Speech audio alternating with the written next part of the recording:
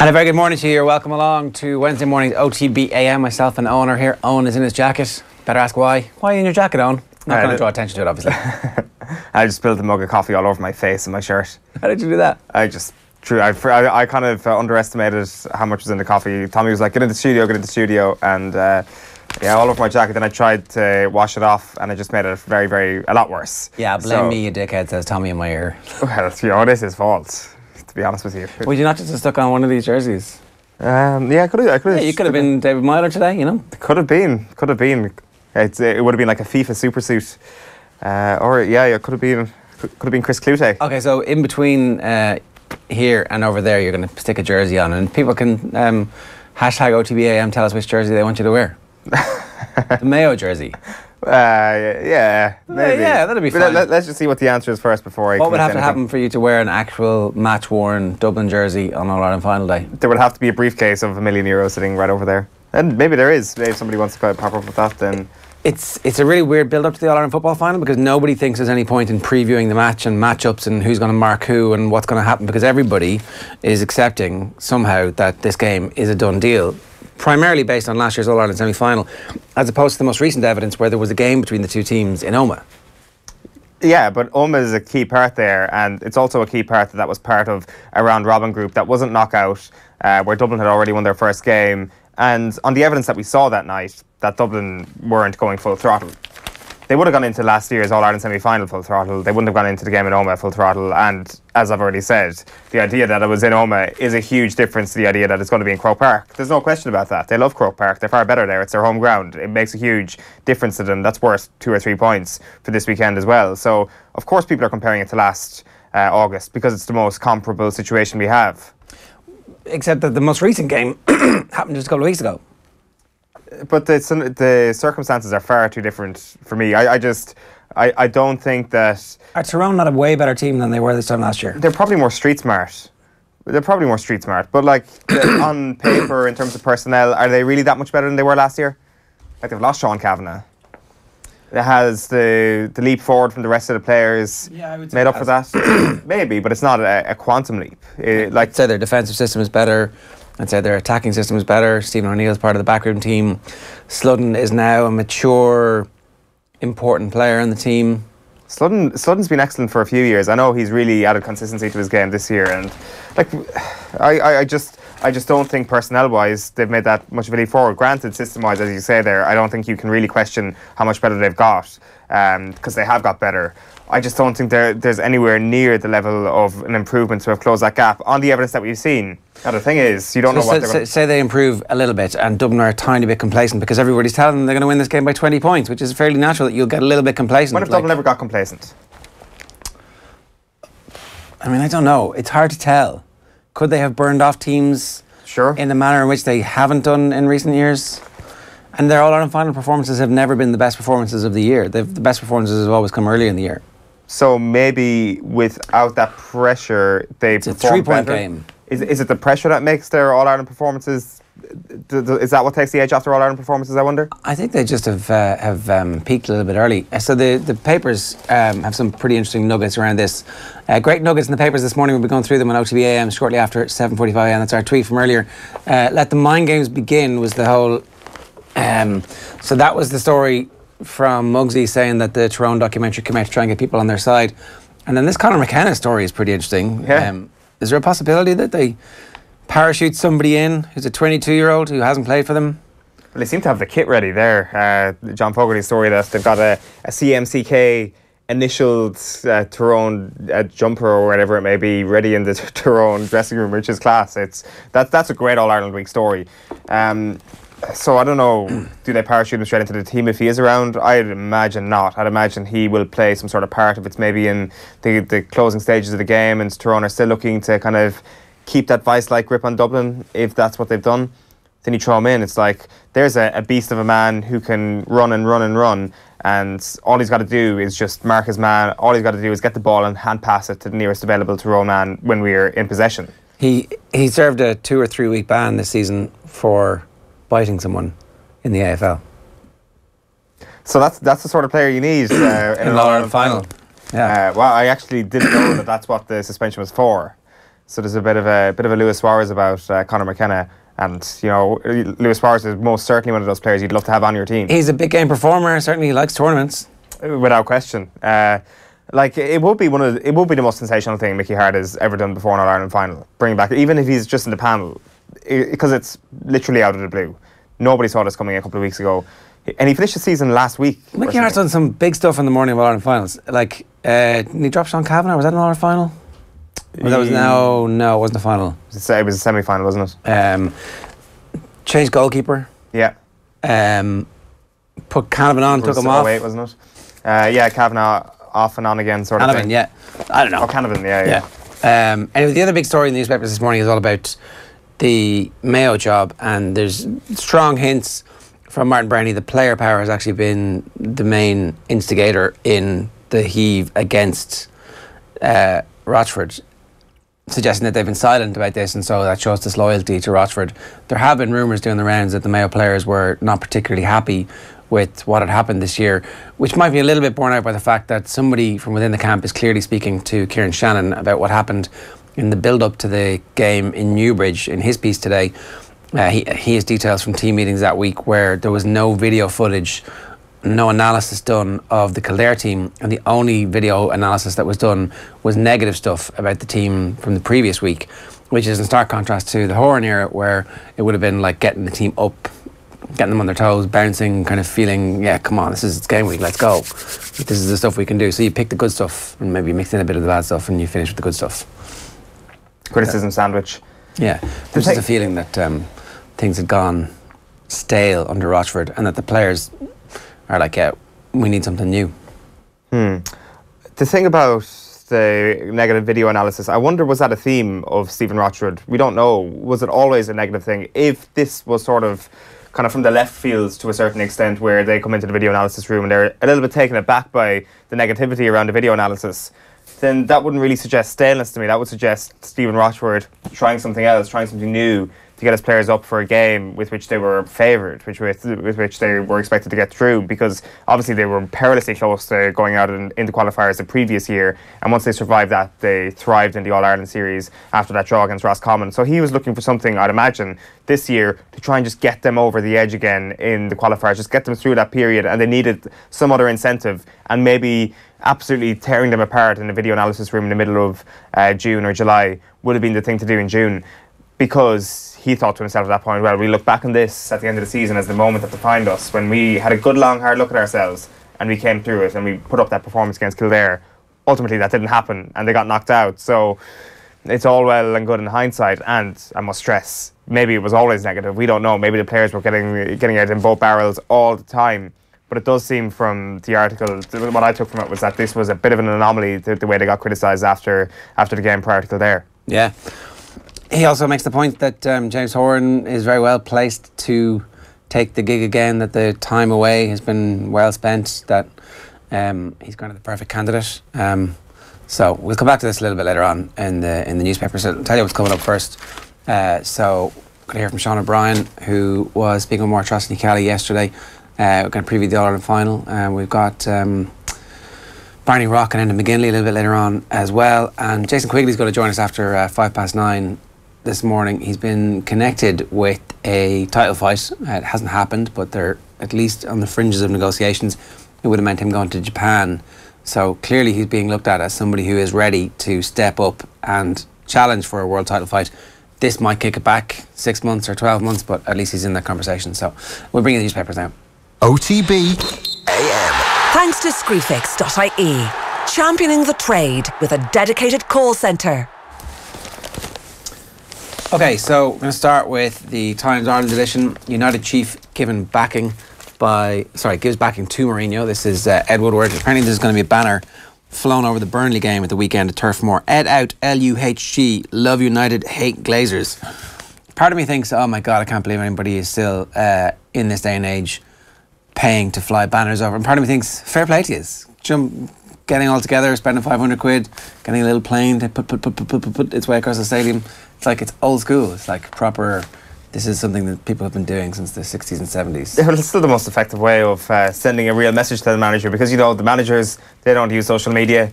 They don't read what's going on in the newspapers. They don't watch Sky Sports. The only way you can get a message to them is if something appears literally over their head and they're like, oh, is there a bit of discontent at this football club? I better have a good long hard look at myself now. Where did that come from? And then Stuart Pearce urges Declan Rice to stay with Ireland. Declan Rice is former assistant manager at West Ham. Stuart Pearce believes it would be wrong for the player to switch allegiance to England.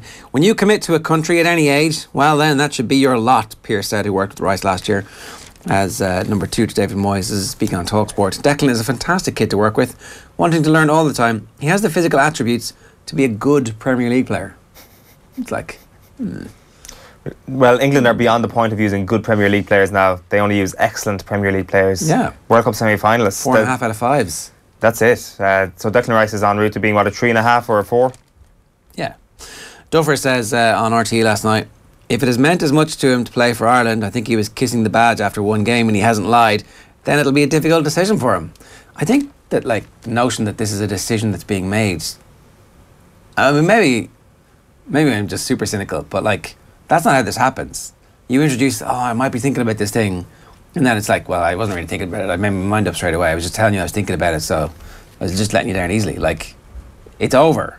Declan Rice is going to play not for Ireland. Yes, yeah, but I think whether or not he plays for England is another question. It's like he's not bringing this up now to buy himself some time or some wiggle room. It's no, like, but the idea that he was like inside the Ireland camp and had that decision made up is just can't be true. Surely you don't believe that he was playing for Ireland during the summer and was like, I'm definitely going to stab these guys in the back. I'm definitely not pulling on this green jersey ever again. No, I think that, like, but in the meantime, he's made his decision and that decision got made and that's the done deal. Like, the notion that there is still a decision being made or that there's a thought process in Declan Rice's mind at the moment seems weird to me. Like, yeah, no, he's told us no.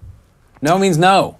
It does, but like it does come back to kind of the same sort of train of thought again, that, you know, the badge kissing, the interviews he did, the talking about his decision that wasn't going to be a decision that he was going to play for Ireland is what's leaving a sour taste here, not the initial process of, you know, going to play for England despite the fact that you had Irish links sort of thing. It's the sounds he was making. It was the show of borderline nationalism that I think has pissed a lot of us off. Yeah, all right. Here is the Sports Wednesday. It's Darragh O'Shea. Hearts football philosophy hasn't changed, but the quality available to him has. I think this is a key point, is that people are talking about Mickey Hart's All-Ireland final record, but a couple of things strike you about that. Where is Canavan? Where is Brian McGuigan? Where is Dooher? I'm leaving people out. Where is Stephen O'Neill on the field? Where are those players, those generational players? Like that 6 forwards that he could call on, so Mulligan and Kavanagh, if they were forwards as well. Like that, as a group, as a collection of forwards, is absolutely sensational. Yeah. This group is like, I mean, they're nice footballers. Those Tyrone lads, they could kill you, but they could beat you as well. This team. Well, without question, like, it would be kind to say that the jury is out on these Tyrone forwards. I think the jury has returned its verdict and they haven't shown up in a number of occasions. To one occasion now where you have to say they might change the public perception is that game in Donegal in Ballybofey, where not only did the 6 starting forwards do a bit of damage when it was required, it was the lads off the bench who did a serious amount of damage. And when you look at that straight away, the first thing you think is, well, that's something that might be able to be of help to them in the 55th, 60th, 65th minute against Dublin in a big game. It really mattered in Ballybofey. Yeah, but it's a really young Donegal team. Yeah, first year under a new manager, trying to transition the style of play from ultra defensive to one that ebbs and flows and attacks when they have the ball. And you're comparing them with Dublin and the ability to have the same impact when that was also an injury-laden Donegal team. So whatever strength they had been carved out of them, and Tyrone bringing on subs. Dublin will be able to match whatever in terms of substitutions. And I think that the strength of the Tyrone bench on the basis of a few games against lower quality opposition is being overrated. I actually wouldn't disagree with you too badly on that. Like, as I say, I think the verdict is there that this set of Tyrone forwards are not good enough to cause too many problems to this Dublin team. And it was just that Donegal team, which may in hindsight be an anomaly, it's something that we're all clinging to. Like, we are just desperate for that to be the real Tyrone, that what they showed in Ballybough that day is the real Tyrone, because we all desperately want them to do a bit of damage to Dublin this weekend and make this a contest. I don't really want them to. I mean, like this. If make this why don't you want a contest at All Ireland? If Dublin, I want the game to be a true reflection of both teams, and if Dublin are one of the greatest teams of all time, which they're on the verge of becoming, then we need to see a signature performance from them, and I can absolutely see them hammering Tyrone this weekend, and this being the signature performance. And this could be their Kilkenny 06-07 period, where this is cresting to a peak. And they've separated themselves from the pack to such a point that even though there are some key players who are no longer the key influences that they were, Brogan, Connolly, even Paul Flynn, like, who all three of them have a claim to be like nailed on starters in the team of the millennium so far. I don't know. But what is the signature performance from this Dublin team? Like hammering last year's Tyrone. But that's not what this Dublin team's about. Last year's All-Ireland semi-final against Tyrone was a fairly signature performance where the game was over 8 minutes in and they just played out the rope like a cat with a mouse. There's a really interesting piece in the Examiner, right? Which it's kind of it's funny enough. It's like it's framed in terms of the proposals that could have split Dublin, because in four. Yeah, the interview is with Mark Conway from Club Tyrone, who was part of the committee years back, which ended up suggesting Dublin be split in two, and he was saying that at the time they thought that it should have been split in four. But actually, it's really the story of Tyrone and how they've managed to galvanise the GAA community and have maintained the level of support required to be at the top tier in Gaelic football, and that's from an administrative perspective, from a fundraising perspective. So it's Club Tyrone and how they've made loads of money from that. But also, like, Mark Conway's a pretty interesting character. He talks about he doesn't exhibit envy towards Dublin. There's a few bits here. There's no doubt about that. He doesn't fear them, right? Fundraising drives. This is not just tongue-in-cheek, but big parts of Ireland have a fair track record coming up against empires. This might sound patronising, but if we were all to take the attitude that the empires always win, then your Leitrim's and Fermanagh would have folded the tent long ago. We would describe ourselves as Taliban GAA here, and the whole Taliban GAA idea is who you are and where you're from.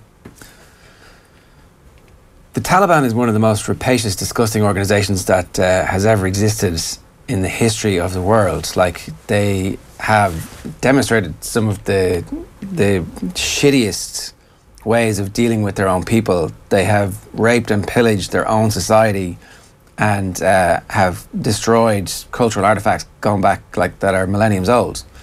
I don't know why you would identify yourself with that group. But like, come on, it's such an absurd line that it's not an identification with the Taliban. Like, I mean, it's sort of like we would describe ourselves as Taliban GAA here. The whole Taliban GAA idea is about who you are and where you're from. It's almost as if it's a term that's been coined. Because when I read that, I was like, well, that's funny. I've never actually heard that term before. I'm sure it's been coined before. But I'm glad to see somebody else is not fully aware that that term is kind of in the GAA vernacular. Maybe he just didn't want to use a term like, I don't know... Fundamentalist, IRA GAA, IVF GAA, whatever it may be. It's like, oh, well, that might touch a nerve. Let's go for a fundamentalist group from not within these boundaries, from somewhere that hasn't caused a lot of pain to this country. Let's go for something abroad. Like, it may be as simple as that.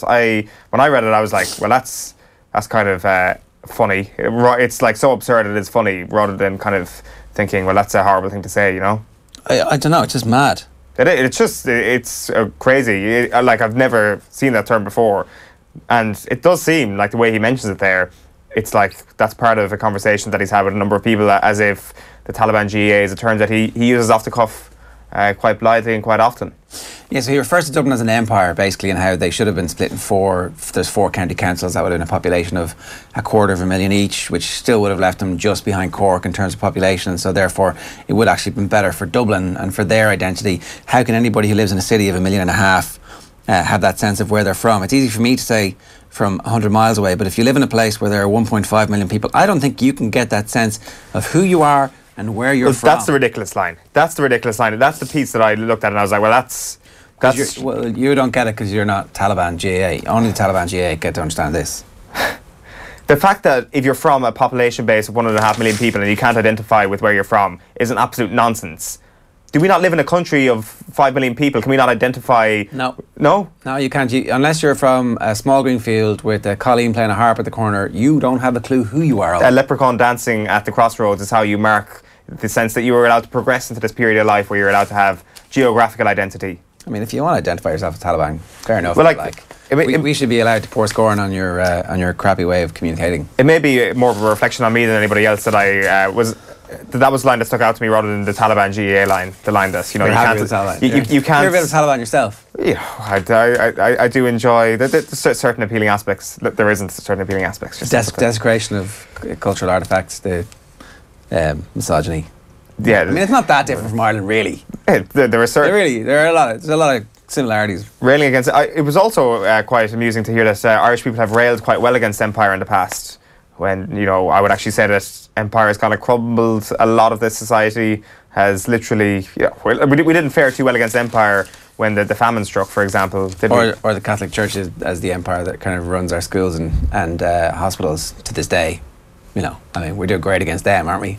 Anyway, why was time for Rochford to move on? This is a really interesting piece from Kieran Shannon, who obviously was part of James Horan's backroom team and is making the case that, look, the obvious port of call is the Sky Sports studio.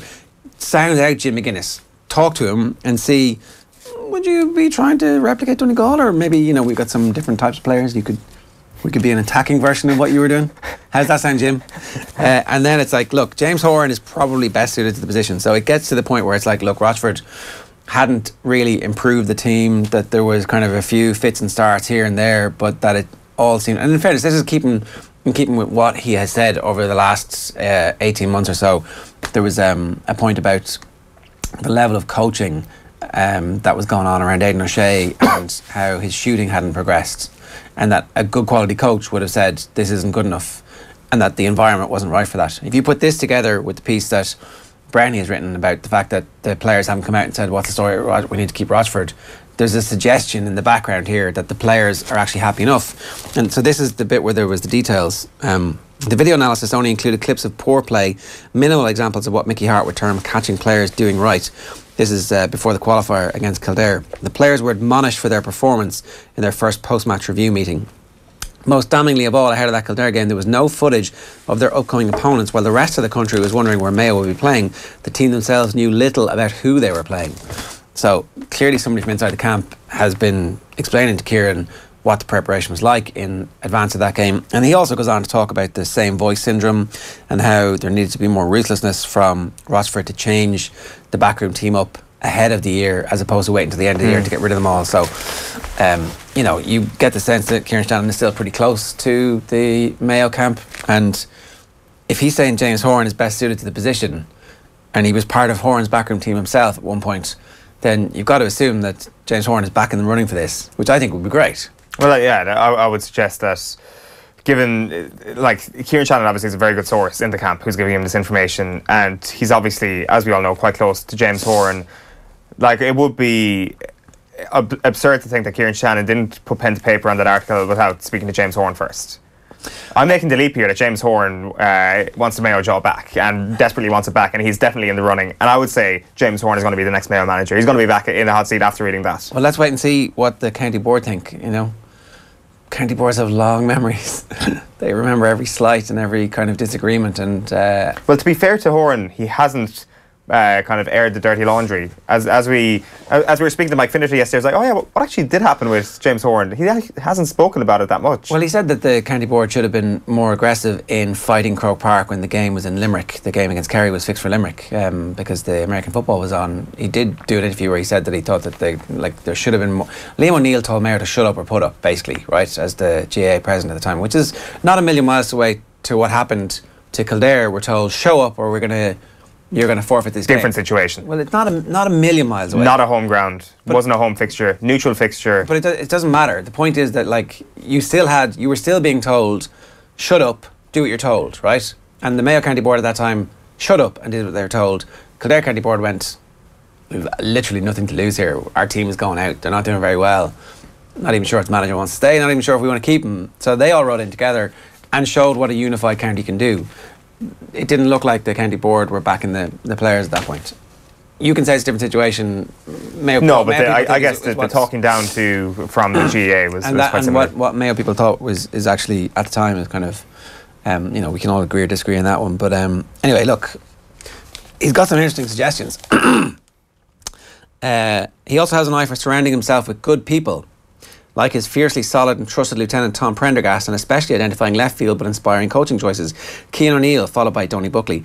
Could he lure Peter Canavan to improve Mayo's forward play? Or even a dub with the ambition and expertise of Mick Bohan to hone and improve their skills? So he's the manager of the Dublin Ladies Gaelic football team, and like Tommy raves about him as a coach. You can see his drills on YouTube. He's got the 2 balls, isn't that it? Isn't that one of his things? The players train with 2 balls and their skills improve, and they kind of improve their weak side fairly consistently. Mick Bohan would be a brilliant addition to the Mayo backroom team, but there's no hope he's going there. There's no hope that Jim Gavin isn't in his ear saying, don't you dare go over to Mayo. Listen, we are on the precipice of creating the greatest football team in the history of this sport. Yeah, but you will have that job eventually, Mick. Well, I mean, just stay where you are. Don't go to Mayo for a while. And also, I'll gladly pay Tuesday for a hamburger today. No thanks. Well, I presume Dublin are raging hot favourites for this year's Women's All-Ireland as well. They're looking at that Cork team from a decade ago and they're like, well, the men are going to become the greatest football team ever. We're going to become the greatest women's football team ever. This is another 4 or 5 years in the making for Mick Bohan. He's not leaving Dublin. He will be a great addition, though. Yeah, exactly. I mean, look, I don't know. You've got to sound them out. Canavan also would be really interesting. Like, well, Canavan's far more gettable. Is he? I mean, is he not the next? Well, he literally managed a different county that's not Tyrone. I know, but all because everybody's waiting for Mickey Hart to go. At some point, Mickey Hart's going to go. I mean, if they get hammered this year, maybe if they win this year, he goes. I don't know.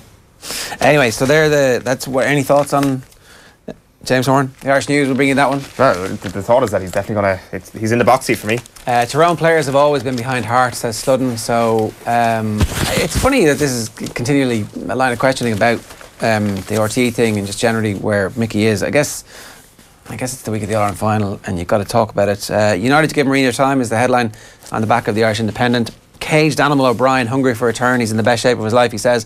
And Mayo play the waiting game.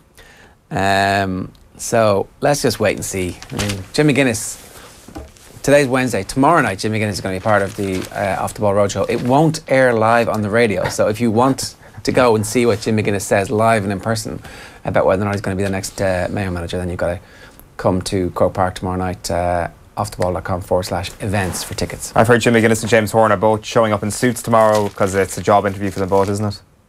Yeah. And then the Racing Post, time for Toon to cut loose. Carabao Cup. If you're betting on the Carabao Cup, you know, have a word with yourself. Latidar set to skip Ledger for Arc trial, and then O'Brien's keeping the faith with Saxon Warrior. The 2 men who know Saxon Warrior better than anyone believe the best is yet to come. Aidan O'Brien stressing the Jubilant International was simply part 1 of a 3-race autumn series taken in the Champion Stakes and the Queen Elizabeth II Stakes. So there you go. Cool. I think we're going to have a look at the rest of the papers after we get to Darren in just a moment. Here is Martin O'Neill talking about one of those hot button topics, specifically naming the team just an hour before kickoff. Well, my reason fun enough, I was asked a question today, why do you announce the team just an hour before kickoff? I was going to come to that. All right, okay. Yeah. Announce it. Well, I've always done that for a start, you know, and aside, I did that the night that we played in the UEFA Cup final for Celtic against Porto, who went on to win the Champions League the following year.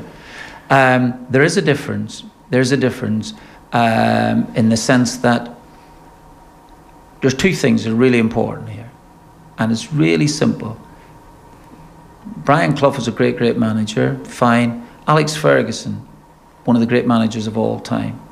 Alex Ferguson he was there at training all the time. He didn't interfere at different stages.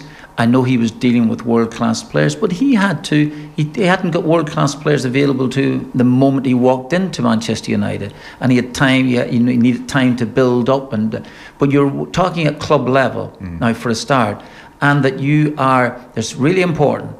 First of all, you have to do your job, but before you do your job, you have to know your job. And if you could ask any player that has played with me at club level, ask any, and even players that I fell out with, and there would be 1 or 2. I think they know what their job was. I think they knew what their job was, and then it's a matter of doing it. So, if you're talking about somebody not knowing the side, there's a fairly decent chance that at least 8 of the players will know that they're going to be playing for a start. It's a fairly decent chance that 8 of the players will know their position. It's a fairly decent chance that 8 of the players will know what is expected of them. And 1 or 2 players who might not know, I may have told them the night before that they're playing anyway in the game. All right, so that's Martin O'Neill speaking with Joe. Full interview is available for download on our podcast, on our football stream, if you want to catch up with that. Martin O'Neill on a charm offensive at the moment. We'll see how well that goes for him. Now though, Darren's here to talk about what's going on in the world of sport. Morning, Ger. A Dylan Watts goal has blown the Premier Division race wide open in the SSE Airtricity League. He netted for Shamrock Rovers as they edged Dundalk 2-1 at Oriel Park last night. The Hoops had a dream start. Roberto Lopez netting inside the first 5 minutes of that game. Michael Duffy made it 1-1 and the game looked to be ending in a draw before the penalty was awarded in stoppage time. Dundalk's lead at the top of the table has been reduced to 3 points over Cork City after that defeat. It also brought to a halt a 13-game winning streak for them. Ajax, AEK Athens and Young Boys secured their place in the group stage of the Champions League last night. Ajax held Dynamo Kiev to a 0-0 draw in the Ukraine, with their progress assured thanks to a 3-1 victory in the first leg. AEK 2-1 winners in the first leg against Videoton progressed 3-2 on aggregate after a 1-1 draw. There was a surprise as well in Croatia, where Young Boys beat Dinamo Zagreb 2-1 to claim a 3-2 aggregate victory and qualify for the Champions League group stages for the first time ever. While the Republic of Ireland women's manager Colin Bell is eager to end their failed World Cup qualification campaign on a winning note, the girls in green take on Northern Ireland at the Tallaght Stadium on Friday. Neither side able to reach the World Cup, but Bell has dismissed the notion that there's nothing to play for in this game. He says Ireland will finish third in the group behind the Netherlands and Norway with the victory, and he feels it's important to get one. Yeah, we need to get back to winning ways after the last couple of defeats. Of course, we played top nations, Holland and Norway. So, the likelihood that we could beat them is small, but it was still there. So again, it's a nation, Northern Ireland, coming up that can be compared with us from the standard of play, from the development. So it's a game obviously that we want to perform really well and also get 3 points. Well, excitement building in Dublin and Tyrone ahead of the All-Ireland football final. Some Dublin fans have expressed frustration that the game will not be shown anywhere in the city. Smithfield Square was used as a venue in recent All-Ireland finals involving Dublin. The council erected large screens to show the game. Seeping in, isn't that what's going on here? Maybe. Well, no, sure no one's going to show up? Well, that was the problem. No one did show up. Did it last rain? Last rain, not last year, but the year before last. Yeah. And it was very sparsely attended, so they opted not to do it. The council say there are no plans to do it again this year. That was after not doing it last year, and in a statement from last year, they haven't actually put one out this year, but they said it was very poorly attended, and that was the reason that they decided not to do it. We need to increase the awareness of Gaelic games in Dublin, I think. Pump a little bit more money into the county. I think more games promotion officers, get into schools, create a new culture, I think. The GAA needs Dublin, is all I'm saying. Meanwhile, Potter Carrington says he wants to be Europe's Ryder Cup captain in 2020. The 3-time major winner is one of Thomas Bjorn's vice-captain for next month's meeting of America and Europe. Harrington has shown his 2020 vision by making a play for the gig on off the ball last night. It looks like Whistling Straits in 2020 will be something that I will look to do, and hopefully I will kind of get the nod if that's the case.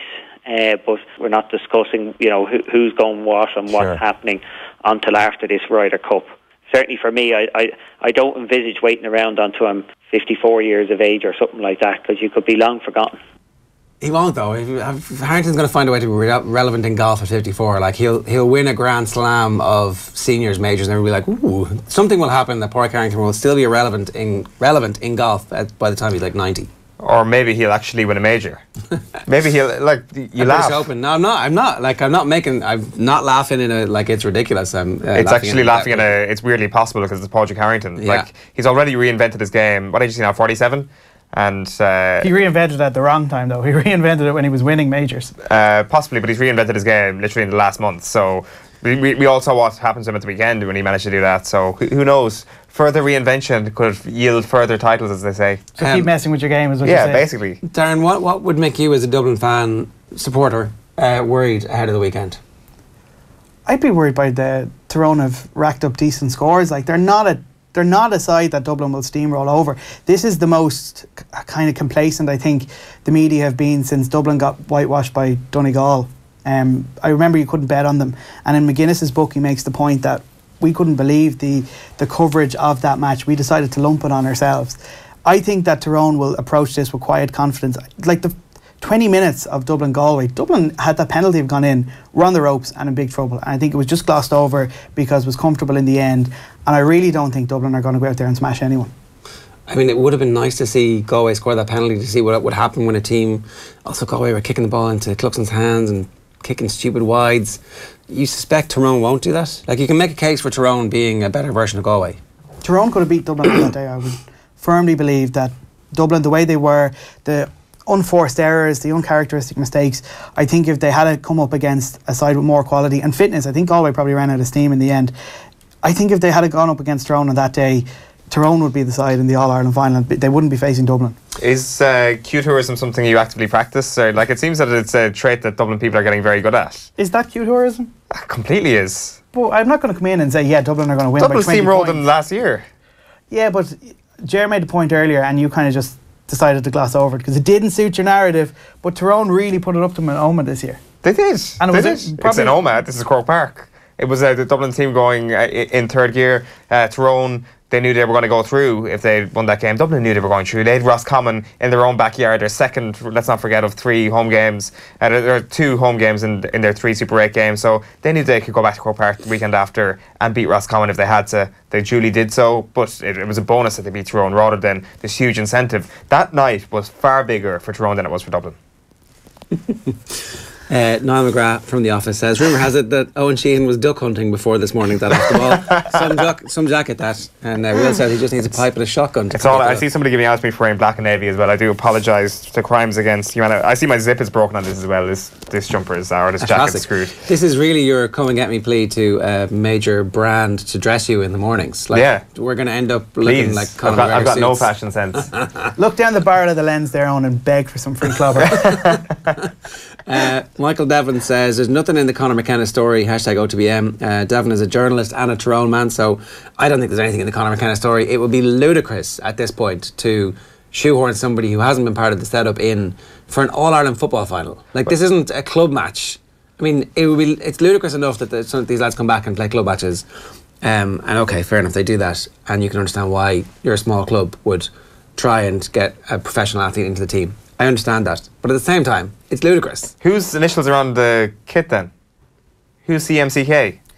I'd like to see a picture. I don't believe that. Like, so you're saying John Fogarty is telling lies? I'm not saying he's telling lies, but I think it could have been an inside joke. It could Or have been exactly, having a bit of a crack. you get the kit done, and it's like, oh, let's put this story out there and let's get them talking about that. As come opposed on! You're saying Tyrone printed a CMCK T-shirt to confuse the media? Yeah, why wouldn't they? They issue dummy teams. They do all sorts of stuff just to try and keep things secret. Didn't under somebody wraps. climb a tree to try and watch Kerry train before the All-Ireland final? That's literally to get recon on your opponents. Like, this is to fuel Black Ops are Black Ops. Come on. Climbing a tree is actually to gather information on your opponent. They're just trying to unsettle them. Printing a couple of letters on a T-shirt is just pointless. Well, actually, it's not. We're talking about it, so maybe it's not pointless. Having anybody in the Dublin backroom team having spent any time analysing on the off chance, and the 100 to 1 chance that they've decided to completely throw their plans against the wall and stomp on them, having them go and do some preparation work for that, as opposed to preparing to beat Tyrone, is useful. Like, I don't think Dublin will care about this. 3 of the 100 members of the Dublin backroom team are detailed. Go and do the research on McKenna, if he touches the ground on this side, does that mean he's going to sprint? Like, all the bits of analysis that they're doing. This doesn't even get as far as Dublin, though. There's no way they're going to look at this and think this is something we should seriously consider, because I think a lot of their analysis in the build-up to this will be on what they did wrong against Galway as opposed to what Tyrone have done to get here. Tommy was wondering if there was Conor McCalliskey. They might have just misspelled Conor McCalliskey or something. Like, it could just be a typo. But sometimes if there are players with similar initials, there'll be like a DCCC. If there's 2 DCs, there could have just been 2 CMs. Okay, very quickly to these comments. Darren's got to go and do his day job. Dublin jersey for Owen, says Darren Cleary. #CoyBib. No, it's Coy-Ib. Is it? Yeah, come on you Owen in blue. Gary Flanagan says Dublin, unless you have a Meath one floating around, tell that lad take it. He looks like a scruff ball. Cork jersey, 100% for the Kerry man. Hashtag OTBAM. Ronan McLaughlin says the Keane jersey. David Walsh, and we're getting to the good ones, is the jacket from the Alan Partridge Timeless Sports Casual range. Hashtag OTBAM. Dara O'Toole says a bag of cans and the outfit is complete, possibly enhanced with a Dublin jersey under the jacket. Yes. David Walsh, not that David Walsh, says the look is that of a lad who left Maynooth after one term, as it just wasn't for him. But he's going to be a revolutionary Eucharistic minister. Hashtag OTBAM. Wow. Were you an altar boy at one point? Yeah, I would have been, yeah. Were you? Yeah. Oh, no way. I was an altar boy too. What? It was a regular occurrence. Oh, come on. It's those sort of things you're forced into, you know. What are you, Tommy? Is that a full house? The Holy Trinity? Never, never, never. No. We were the last bastions of Enda? A backward Ireland. There you go. I would try to get to serve on the Irish language mass in Gardner Street because that was only 30 minutes long. All right. So you try to get that one, you'd be in and out in no time. Did you get cash for it? No, you do not. Did you get cash for like You get an Easter egg. You get nothing. All right. Let's move on before that one takes us somewhere we don't want to go. Oh, what jersey are you putting on? I'm got three. going to put on Myler or Keane. No, they're not the options. You've got Meath. I like that Meath jersey, in fairness. They haven't caused us a lot of problems in 17 years. So they're pretty big. You've got this Cork, which... No, it's not it. That would be like I'm not wearing Cork. a dress. I'll put on Meath. Whose jersey is this? It's from the drawn game. Dublin, there was a big thing about Limerick saying that they gave everyone on the panel a jersey. Yeah. Dublin have kind of always done it. They've given all the panel jerseys. So you got one. So it's a panelist jersey. Tommy, you can hear it through the background there, can you? Ooh, Dublin are great.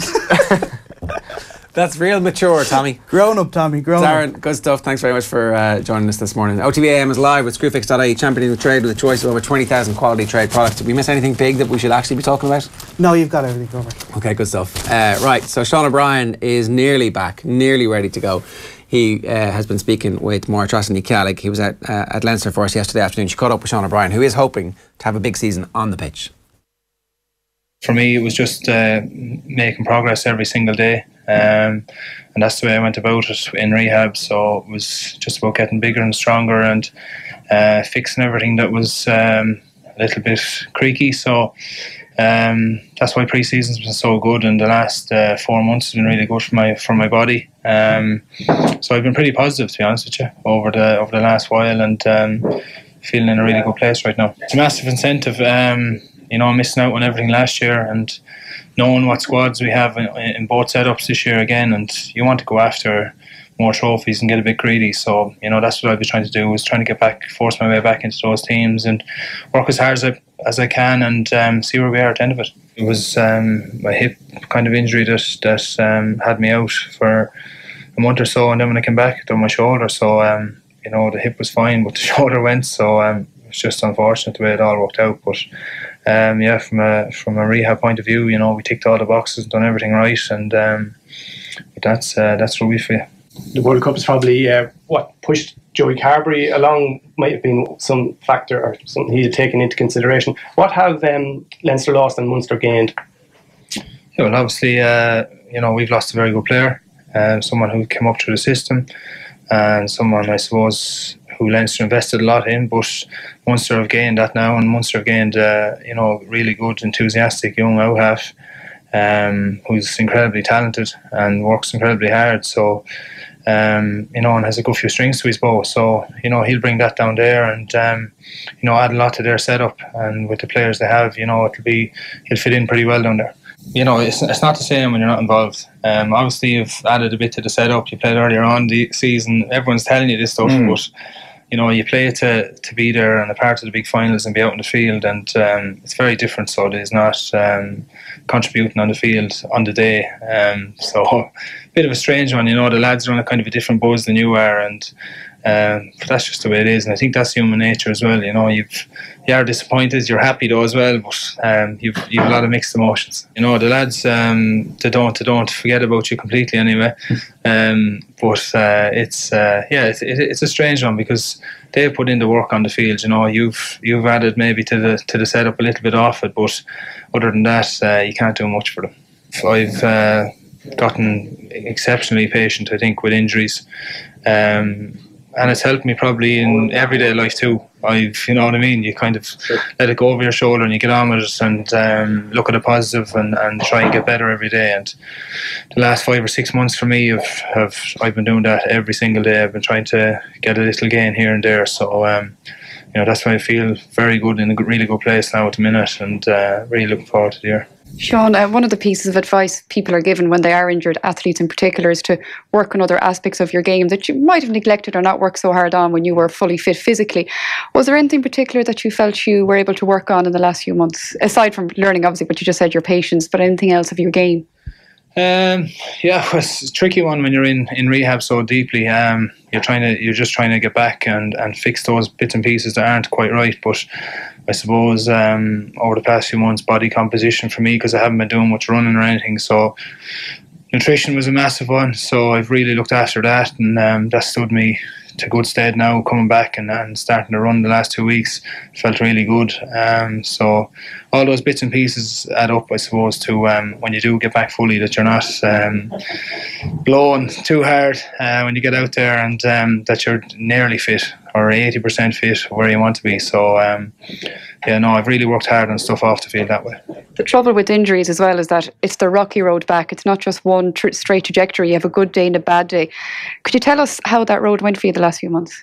Yeah, it's been pretty good. To be honest, I gave myself something to look forward to every day, and in fairness, I didn't really have too many bad days. You always try to give yourself something to get out of the day. So if I could get range in my shoulder a little bit better every day, that was a win for me. And you know what I mean, if I could do a bit more conditioning on the bike or rower or something, that was another win. So that's the way I was looking at it. Just get it done, get through the work and improve.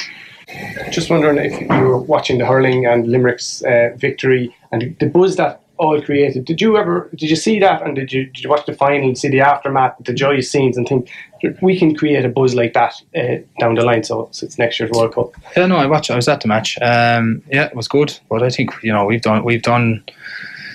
given people that buzz in the past. We gave a lot of people that buzz last year, both with Ireland and Leinster, and yeah, if we go and win a World Cup, I think the buzz will be a lot better than the Limerick Galway game, I'd say. I'd say the country will go on shutdown for a couple of weeks. Can you win a World Cup? Yeah, I believe we can. I think we have the squad of players to definitely go further than we've gone in previous years, and it's building nicely as well. There is a school of thought, though, that to go and win the World Cup, or at the very least do very well in it, things will have to be sacrificed along the way, be that bodies, Six Nations, November Internationals, Pro 14, Champions Cup. What do you think of that? Yeah, well, that's just the nature of the game, isn't it? So it'll be tough. There's obviously going to be injuries. There'll be people not selected. There'll be all those highs and lows as you go through the next 15 months. But they're all things out of our control as players. You can only go and play and put your best foot forward and see where you are come World Cup time. I suppose what I'm trying to ask is it possible to do it all? Yeah, of course it is. But you need a bit of luck on your side, I think, to have everyone fit and to go the whole way. Yeah, I mean, the country will go mental if we won the World Cup. We should stop thinking about that, though. We should stop putting pressure on the rugby team to do anything other than enjoy themselves and express themselves. Because ultimately, every time we've said you're a bunch of losers who aren't going to get past the quarterfinals, or else it's like, oh, you're amazing, you're going to win this thing, the same awful thing happens. There's one brilliant performance somewhere along the way that gives us false hope, only for it to come crushing down in a World Cup quarter-final defeat. Yeah, well, 24 hours ago we were literally glorifying the greatest stat of all time, which pictured Ireland winning the World Cup in football, which is a harder World Cup to win.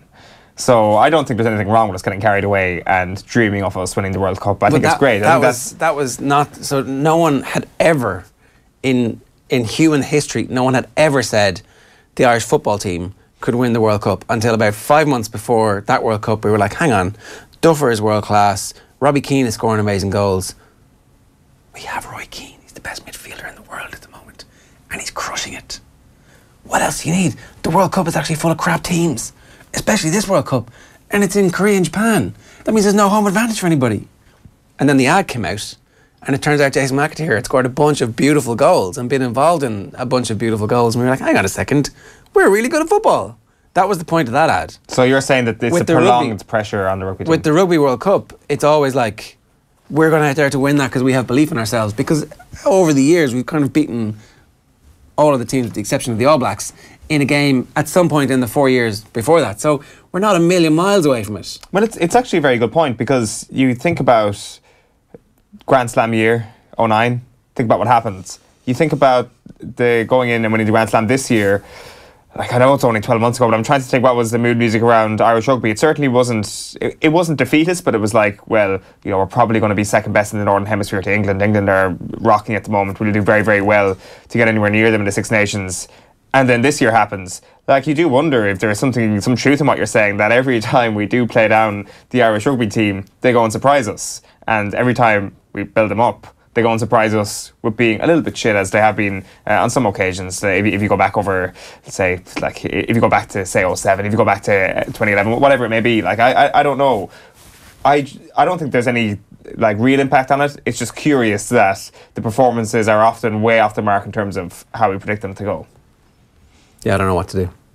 I think let's get carried away. I think we should speak to a bunch of performance analysts and sports psychologists to kind of examine this, because, like, all joking aside, after they choked repeatedly in World Cups, New Zealand went off and did this, like, massive report, and you can find it on the internet, where they did, like, proper scientific interviews with everybody who'd been involved down through the years. This is all under Graham Henry, and like, the stuff that they learned from that was that the players have a tendency to choke, partly brought on by the fact of the pressure of the previous teams having choked. It becomes this kind of self-perpetuating, the opposite of a virtuous circle. And if you look back on it, they did actually choke in the World Cup final against France. It's just that the referees bottled awarding France a penalty that would have won the game for them when they won their first World Cup. Since they've got over that, they're now this, like, free flow and we'll pass the ball from anywhere, run it in because we're the best and most skillful team. They were always the best and most skillful team. It's just that psychologically they couldn't get out of their own way. And that research that they did ultimately allows the team to have conversations honestly about choking. We might choke in the middle of this. Somebody needs to have a blue head instead of a red head and not panic.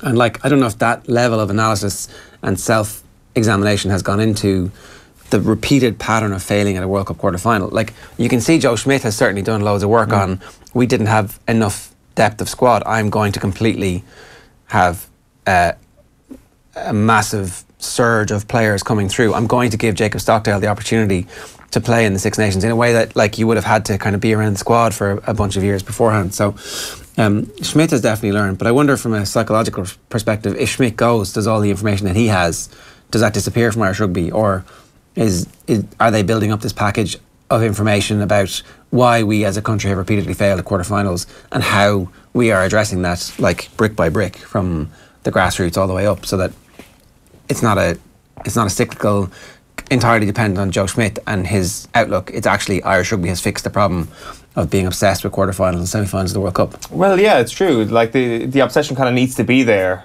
for the success to come, for that barrier to be broken down. But if you're obsessed with the quarterfinals, it's going to be a short-term game. And or the country goes mad, and then we get beaten in the semi-final, like, oh, geez, maybe we should have been obsessed with the semi-final. Whereas actually, really, what we should be talking, like, or thinking about is, this game is the same as every other game, but ultimately we need to not be obsessed about this to the point of it's an achievement to win a World Cup quarter-final. While it is an achievement, you then need to make sure that you're slingshotted into winning a semi-final and competing in a final. Yeah, definitely. Like, I think at this point, if Joe Schmidt goes, it doesn't take everything with him. I think it's kind of rippled down enough, and you look at some of the structures that are going on and the really good things that are happening at Leinster, for example. I'm not saying that's the Joe Schmidt effect, but there does seem to be enough of a rugby IQ spread out around different factions in Irish rugby at the moment. Who knows how the Munster project will go this year, but it seems that there may be a varying kind of degree of success down there as well. Certainly a different style. When you look at, say, Leinster and you look at Ireland, there are a lot of things that, say, Stuart Lancaster and Joe Schmidt probably agree on, and certainly Lancaster and Andy Farrell. There's kind of a similar school of thought there. So I think that they'll have learned a lot from Joe Schmidt. I think that a lot of the Joe Schmidt effect will have been so deeply ingrained in Irish rugby culture now that when he goes, it will be a loss because he's Joe Schmidt. But it's not going to be too much of a loss, to the point where we don't have this lingering regret about not utilising Joe Schmidt a little bit more in terms of as a resource that can lead to a legacy of excellence. I think that legacy of excellence is going to happen regardless. Let's hear from Rob Kearney. He was also speaking yesterday. Sean O'Brien and Rob Kearney were speaking at the announcement from Leinster Rugby of a 5-year deal with a consultancy group, Bearing Point. Here's what Rob Kearney had to say. We're back 4 weeks, so getting lots of good work done. Real excitement, and I suppose to get back playing, there's only so much of pre-season you can take. So lots of gym work, fitness, running. But it's time to get back playing now soon enough. You know, we probably leaked too many tries last year for our liking, particularly, you know, in our own 22, off driving lineouts and mauls and stuff like that. So we've put a lot of work together in that. And I suppose trying to enhance our attack play too. Our phase play was very good last year, but you know, we want to improve some of the stuff we do off set piece. So that's been a work on for us as well. There you go. Leinster promising to be even better this year. Some comments. Oisin Staines says, happy Wednesday, lads from Switzerland. Hashtag OTBAM. How are you doing? Any crack in Switzerland? Obviously we got back. What part of Switzerland, I wonder? Any crack on the Swiss back pages? No crack, just the usual FC Basel and Young Boys dribble. Keeping me sane, lads, with the sports talk. It's not just the same. Sorry, it's just not the same in Swiss/German. A bunch of people have been in touch with us asking us if it's possible to listen to this as a radio show in the mornings, and it is. All you have to do is go on to offtheball.com on your phone, and when you get there, there's a player that opens up on the top strip. You literally press the play button on the top of that, and you should be able to run us through your car system if you're in the car, or you should be able to just stick in your earphones and listen to us, and you should, as far as I know, be able to browse away in other browsers or use Twitter or social media, whatever it is that you want to use, at the same time as just listening to us. So we are a radio show in the mornings as much as we are a TV show on YouTube and Twitter and on Facebook. Every time Martin O'Neill speaks, he's almost certain to reference Brian Clough when questioned about anything football related. Be your own man, Martin, and come up with something new to say. Hashtag Groundhog Day, hashtag OTBAM. I don't know. I mean, I like Martin O'Neill, and who is the replacement? These are questions you need to consider when you're talking about it. Yeah, who is the replacement is right. Brendan Rodgers is the replacement, isn't he? No. We spoke about Brendan this. Rodgers wants a Premier League job. But I would take Brendan Rodgers as the Ireland manager. It's just that... Just on the Clough thing, I wonder, is there like a hardening of views of people who've come through a school of thought that was clearly so successful back in the day, where they get to a point in modernity where it's actually unique to think like Brian Clough used to think, despite the fact that there was obviously an era there where everybody was thinking like Brian Clough, and there is a cohort of managers who will always think like that. And they very deliberately, it's nothing to do with being a dinosaur or anything of that accusation was levelled, it's very deliberately done to not change one's views. It is very deliberately done to stay thinking like Brian Clough, or to think to yourself, what would Clough do in this situation? Because there's a unique element to that now. The only problem is the reason why there has been generations and generations of managers beyond Brian Clough who think in a very different way. Is that because Brian Clough's thinking just has no place in the game anymore? And there is a possibility that that is the case. Well, the game evolves and moves on. Like, the game... Does the game get better? Does the new school of thought... Does it stay the game?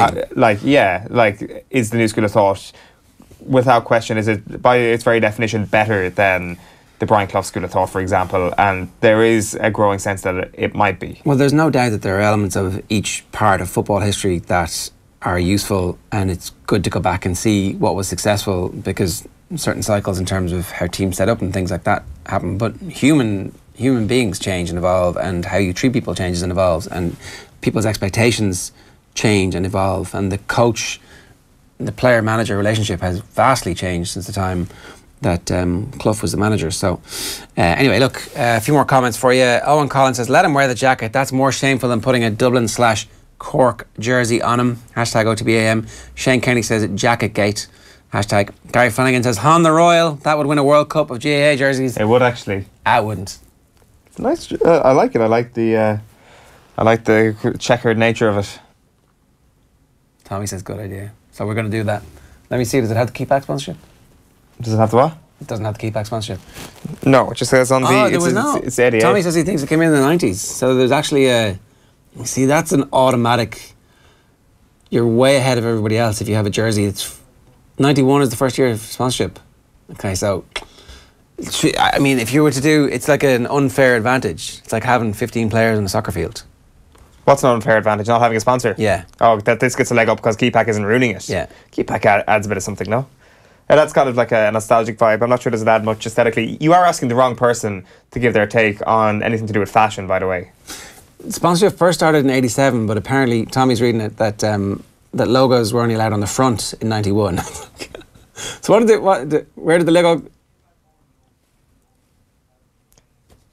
Okay, so Keepak became sponsors in 87, donating to the training fund, but I don't think they got their name officially on the front. They played the long game there 91. For 4 long years. Yeah, but sure, I think he just loved Meath football. Like, anytime Sean Boylan talks about it, there's like a glint in his eye, even glintier glint than there normally is in the glinting eye of Sean Boylan. So anyway, for Dublin complacency, Ian Yates says that I think you mean the most complacent the fans have been. I don't think Jim Gavin allows complacency to set in. But like, you can say you're not going to allow complacency to set in, right? But if everybody that you meet in your life is telling you, Jesus, is it going to be 15 or 20 points you win by at the weekend? At that point, the players start to believe it because they're human beings. Flesh and blood. Do the players not think to themselves, if I get complacent here, I'm not getting my starting spot, and if I'm not starting, then this All-Ireland doesn't mean as much to me, for example? Johnny Cantwell says on Sean O'Brien, he should concentrate on them getting finally past the quarterfinals for the first time. Hashtag OTB AM. No, I think we should concentrate on trying not to just be obsessed with getting past the quarterfinals, so that anyway. Enda Lynch says, as a fellow Kerry man own, could I suggest wearing the Cork jersey and then spilling coffee all over that? Why didn't I think of that? That's a good shout there. Might accidentally happen. Ahead of this weekend's All-Ireland football final, Dublin football legend Barney Rock and Tyrone's Enda McGinley have teamed up with Guinness as part of their GAA campaign Bound Together. The two lads popped into studio this week for a chat with Owen. All right, Barney Rock and Enda McGinley are here. Lads, how are things?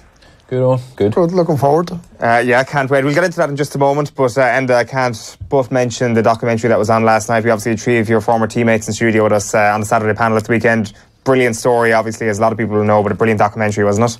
It was a brilliant documentary. Michael Malley, who was supposed to be the main man behind it, he'd done a brilliant job. We were in communication with him from early days, and I suppose we didn't really quite know what angle he was taking with it. I think he had a fairly firm mind, because for us, I suppose, that Tyrone era from 97, 98 right up to 2008 and 2010, there's a story all the way right through it. So they focused on that 97, 98 to 2003 period, and even though I was there through that period, it's still remarkable looking back on it, how much happened and where the team did come from and what we did go on to achieve. And I suppose in the midst of it, you're only 17, 18, 21, 22 when we won the All-Ireland. You're still you've got the naivety of youth, and maybe it's only now, looking back in the fullness of time, that you're realising just what did go on, and you take huge pride. Like, it was with great pride that we were watching that documentary, certainly. Yeah, like, just looking at it in the context of this week, it did strike me that Tyrone have never failed to show up for an All-Ireland final, particularly with your team. You've always not only shown up, you've always been hungry beyond belief. Mm-hmm. And probably nearly always we've produced our very best performances in the final, and there's one consistent reason for that, and that's Mickey Hart. Like, he's, in my time, I wasn't there for that 97 All-Ireland final that we lost, but the boys still played well that day in 97, but since then Mickey's played in 6 All-Ireland finals and won all 6. That's a phenomenal record, and that's not by chance then, that sort of record. And plenty of them matches we went in as underdogs. Now, it's only now, again, looking back, that I realise we were underdogs, because as a team, or within our bubble at that stage, we never viewed ourselves as underdogs for any of them finals. But they've never been just the underdogs that they are this time around. Yeah, for sure. We'll get into the process of being an underdog perhaps this weekend, because I don't think there's much of an argument that they are underdogs for this weekend. But Barney, do you get more nervous now watching Dean before an All-Ireland final, or being around Dean before an All-Ireland final, than you would have got as a player yourself? No, that's been honest, in the sense that Dean is fairly cool and calm on that end of it. And from my side of it, I look forward to watching matches and going to the matches, and even I'd probably get a little bit more nervous when I was playing myself in many ways. Yeah, because you have to go out and you have to perform, but going to watch somebody, I think, is a little different. Well, that's the thing, knowing that you have to go out and perform. Like, you'll be able to speak with some authority in this. It's one thing going into a big match and thinking, who knows what sort of part I'll play in this, maybe I'll be anonymous for the day, or who knows. But as a free taker, you're going to have a big opportunity to make a seismic shift on what happens in an All-Ireland final. Yeah, well, listen, it depends on whether you get frees. Sure. It's the other thing, so... and I've there was less than given back in your day, I suppose. Yeah, listen, there was a lot harder then. And even nowadays, like, if you get 3 or 4 frees in an All-Ireland final, got me with the days, I think at one stage, going back to 95, I think Peter Canavan might have got about 8 to 10 frees, and probably could have got one at the end as well to level it. So but I don't think there's as many frees given now in the game, because it's, people don't hold on to the ball as much as long as they did back then. Yeah, definitely. Like you say, you enjoy the process of going and watching the games now. I'm sure there's kind of a deep sense of enjoyment from the players themselves at the moment. They may not realise it at the moment, but like obviously the era that they're living in is going to go down as one of the greatest Gaelic games teams, not just football teams, that we've ever witnessed or ever going to witness. Like, I'm sure there's a satisfaction in that they've been here, they've done that already, that they can enjoy weeks like this, that they can enjoy the process and the pressure even of an All-Ireland final week. Yeah, I'm sure they're looking forward to this week. The advantage Dublin have is that this is probably their 5th or 6th time to preparing for an All-Ireland final, even after the replay.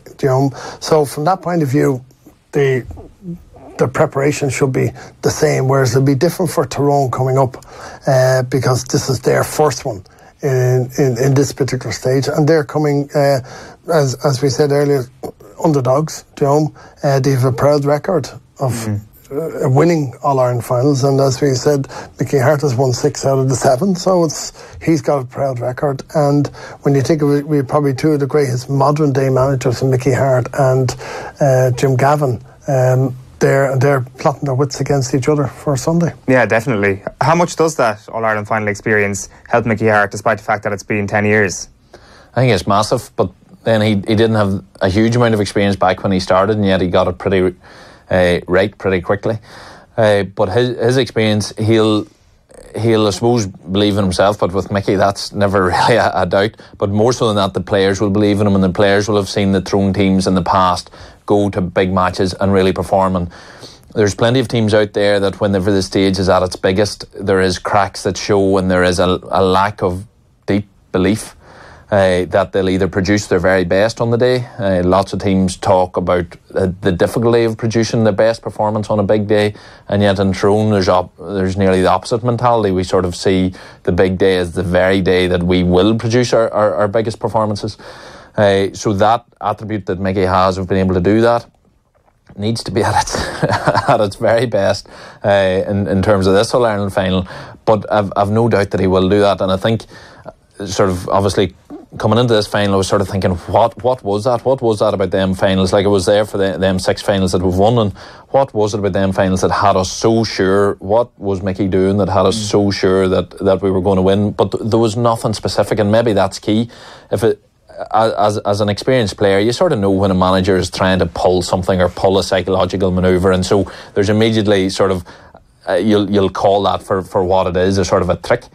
But with Mickey, the more I've thought about it, I think it's that all during the year he's planting wee seeds, and all during the year he's been talking about certain things, and when you see them all suddenly come to fruition, come the All-Ireland final day, or come reaching the All-Ireland final, you suddenly realise that everything he's been saying, that everything he's been preaching, it's all there, and so you just buy in completely to his message and to his approach, and you get huge confidence from that. So it's not something specific he does for the final. He always has a few wee things there, but they're subtle things. They're not grandiose gestures. They're wee subtle, just perfectly timed things, but they are built upon this consistent message of belief in the team and belief about what the team can achieve that has been there right from day dot. And I think it's that comes to fruition on the big day. So it almost goes without saying sometimes in lead up to the final what the team has to do, or it goes without sort of motivation what level you need to be at before an All-Ireland final. Because I was wondering, without suggesting that Tyrone might be satisfied with their lot so far this year, it is a big deal in fairness to this team to get back to an All-Ireland final, given, say, if you look at 2015, losing to Kerry in that semi-final, particularly last year. The idea that Tyrone always showed up when it matters, as we've just been spoken about, that idea was being chiselled away at over the last couple of years, because your Tyrone team might have taken Kerry in 2015, your Tyrone team might have given Dublin a better run for their money last year. This year you might have suggested, well, 2015 and 2017 would suggest that they might choke against Monaghan. They didn't. Does that give you any belief then going into the Dublin game? It does, and I suppose the important thing that we don't rewrite history. My Tyrone team lost plenty of matches that we should have won as well. There was a few, but not the finals. The finals we always turned up in. Earlier games we could be caught. We got caught by Cork, we got caught by Mayo, we got caught by Laois one year, we got caught by Meath. Like teams that we shouldn't have been losing to. Cork had a great team at that stage, but you know, so we were caught too, and sometimes we were built up to be something that we weren't either. But the current team, yes, they failed in them other semi-finals, but they were fine teams they were playing against too, and that they were a younger, less experienced Tyrone team. I think the impact of the under-21 All-Ireland win in 2015 is massive. It changed our psyche as that original group. We won our first All-Ireland 3 years after we won that under-21 All-Ireland as a group. Now 2015, 3 years later, them boys are in the All-Ireland final. So that will have given them huge belief. And again, the All-Ireland final with the trophy sitting in the Hogan stand, front and centre in the stand, both teams going for it. Finals are different. They take a different mentality from the team. It's not about, I don't think, being overly defensive. It's not about being careful. You have to go up, out and man up. And I think the finals are set up to be like that as a player. And Barney will know this.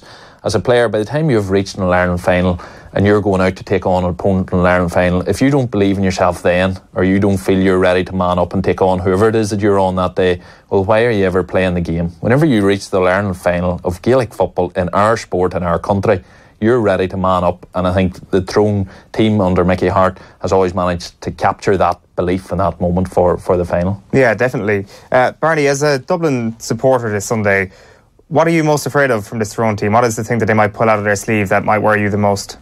Well, I think that if they get the forwards right, you know, I think in the couple of games gone in the past, you know, they probably haven't had the best forwards on to start. And certainly in the match against Donegal, they seemed to finish with the best forwards. And I think that's what Dublin have been doing, finishing with their best set at the end of the game. So I think it just depends on I think the opening 10 minutes is going to be massive. Because it was last year, wasn't it? It was, yeah. And that's where Dublin turned the screw last year. You know, I could always remember a kick out from Cluxon, the first kick out, and everybody had pushed up, and everybody thought that Tyrone were going to win the kick and go 2 points up, but Cluxon sent a ball 70 yards into Niall Scully's hands, running towards the Hill 16. It was probably one of the best kicks you've seen, and it changed the whole game at that particular stage. So it's the opening 10 minutes is going to be, you know, really, really electric, you know, and that will stem on what's going to happen, you know, in the game. Do you think if you take away the tactics and you take away the coaching for a moment, if you look at, say, 23 v 23, look at the two squads that are going to be printed on the programme on Sunday, do you think that there was 11 points of a difference between them last year? Do you think on talent alone there's 11 points of a difference between them? No. Definitely don't. I think last year, you know, the goals sort of stunned Tyrone at that particular stage, you know, and Dublin were only 1-8 to 4 points up at half time, and I think Tyrone got the first couple of scores in the second half and brought it back. But I think whatever happened, Dublin held on to the ball, they got a couple of scores, and they just didn't give the ball back to Tyrone. And, you know, probably Mickey Hart will no doubt have looked at that video, you know, and he will see things that he can correct, and I'm sure Dublin have done the same thing, and Dublin will be looking for, you know, an explosive start again, but sometimes that doesn't happen. In specifics then, Enda, would it be fair to say that Padraig Hampsey is going to play a very, very important role this Sunday? Yeah, he's really become a key man. He was for a lot of this year. He was playing as a midfielder as such, but really from taking Michael Murphy in that Donegal game, he's been more of the man marker in chief for Tyrone in the way that Conor Gormley was of old, and he's produced brilliantly in that. The problem is for Dublin, you need a couple of Padraig Hampseys because there's several men that really need very, very close tabs kept on. But I think the likes of Conor Meyler, if he's fit from his knock, will be able to step up. But for me, and again this goes back to the All-Ireland final and the nature of it and the mentality that the players have to carry into that. Whatever Tyrone player gets asked to take whatever Dublin player, you're playing an All-Ireland final. If that Dublin player is a multiple All-Star, which many of them are, you have to relish that chance, even if you have never been thought of in that bracket. That is your chance in an All-Ireland final, in the biggest game of your life, to really step up to the plate. And what better way than to mark a multi-All-Star winning Dublin player? So it's in your hands then. Absolutely. The Tyrone boys have to relish that. So it's not just about Padraig Campsie. I would expect any Tyrone player, given a task of marking any of the vaunted Dublin players, to look forward to that and to take it on in a positive way and to really get stuck in, for the old-fashioned term, to Dublin. And whilst you respect them and you acknowledge what that Dublin team has achieved, you can't be in awe of it. If you're in awe of it on an Ireland stage, just stay at home, you know. But I really don't believe a Tyrone team under Mickey Hart will have any awe of Dublin. Yeah, like the reason I mentioned Hampsey obviously is because I think we all know he's probably going to mark Ciarán Kilkenny on Sunday, and as we've established there, man on man, there isn't acres of space between the two teams. It is just, this Dublin machine is so well oiled at the moment. They've been at it for a few years, and the central cog is obviously Ciarán Kilkenny. So outside of that particular matchup, if they get that one bang on the money, which they'll need to, how can Tyrone possibly win this game? Yeah, well, you've James McCarthy, you've Brian Fenton, you've Paul Mannion, you've any number of other players to try to man up. But I think that's why it's not. There will be particular matchups on that that will need to be taken care of. But I think in general, just as a general team, Tyrone need to find that balance between keeping relative solidity at the back and putting pressure on Dublin and forcing Dublin to play the game not at a slow pace. Like, Dublin essentially dictate games, all of their games to date. They dictate the pace of it. They dictate how slow they go. They dictate when they attack or when they don't. I think Dublin, as Mayo did, you know, Mayo upset that to an extent. Dublin still came out on top, but they were certainly put and examined pretty thoroughly and put their pin of their collar, and you've seen the best out of them actually. Dublin are so controlled now. Tyrone have to bring in energy and an intensity level. So you wouldn't do what Jim McGinley suggested last week and put everybody behind the ball? I seen that, and it depressed me reading it. I just thought, you can't have an All-Ireland final like that. And no, Mickey Hart, and whilst he does whatever he'll choose to do, he'll do it with full belief. I cannot imagine that Mickey would set out a team in an All-Ireland final to just sit within their 45 and not take on Dublin. I think for me that would guarantee you a death. It would be a slow death. The scoreboard might stay tight for longer, but you're guaranteeing yourself a death. You will not win that game, and I don't see why any team would take that on. So I don't see Mickey buying into that. I think he'll be closer to the Mayo philosophy, which we started to see at times again Monaghan, where Tyrone pushed out.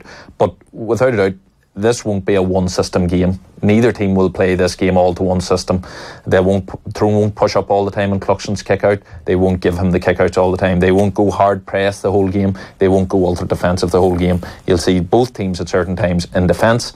You'll see both teams going gung-ho attack at times. For me, the greatest thing about this Dublin team, the difficult thing to upset, is the fact that they make so few mistakes. In so many critical moments of the game, and just continuously almost throughout the game, they take the right option at the right time and execute their skills well.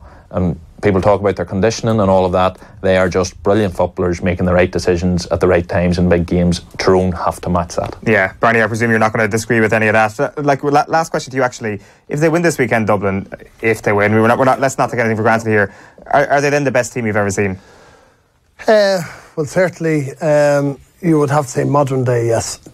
I think, as I said to Enda during the week, his team back in 2005, 6, or 2005, 3 and 8. Yeah, at that stage, they could have stopped the Kerry team at that stage. Like in 2005 and 2008, the two teams to beat were Kerry, and Kerry had won 3 of them All-Irelands in between. So it's that could have been, that was a fantastic Kerry team. What they did at that stage, they upset the apple cart, and nobody knows what's going to happen the weekend. It could be a bounce of a ball. I think it'll be a tighter game than people think.